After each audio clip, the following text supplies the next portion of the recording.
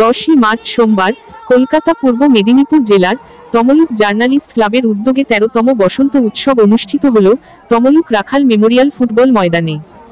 বিকেল থেকে রাত্রি পর্যন্ত চলে বসন্ত উৎসব। বসন্ত উৎসব উপলক্ষে চলে নাচ, গান, আবৃত্তি ও বিভিন্ন ধরনের অনুষ্ঠান। 8 বছর থেকে 80 বছর পর্যন্ত সকলে মেতে ওঠে নাচ গানে। শুধু নাচ গানের মধ্য দিয়েই নয়, একে অপরকে রঙিন করে রাঙিয়ে দেয় আবিরে। এই দিনের অনুষ্ঠানে বিভিন্ন ব্যক্তিরা উপস্থিত ছিলেন, তাহাদের কেউ আবির মাখিয়ে বসন্ত উৎসবকে মুখরিত করে তোলেন। বহু মানুষ দূর দূরান্ত থেকে এসে মাটির মধ্যে জমায়েতন, তাহারাও বসন্ত উৎসবে মেতে ওঠেন। রঙিনে রঙিন হয়ে উঠে ফুটবল মাঠ, দেখেই বোঝা যায় বসন্ত এসে গেছে। আর তাহারই উৎসব শুধু তমলুক শহর জুড়ে নয়, সারা শহর জুড়েই শুরু হয়েছে।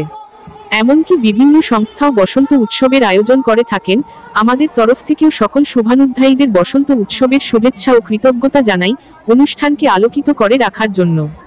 সমরেশ রায় ও শম্পা দাস, CNTV পশ্চিমবঙ্গ।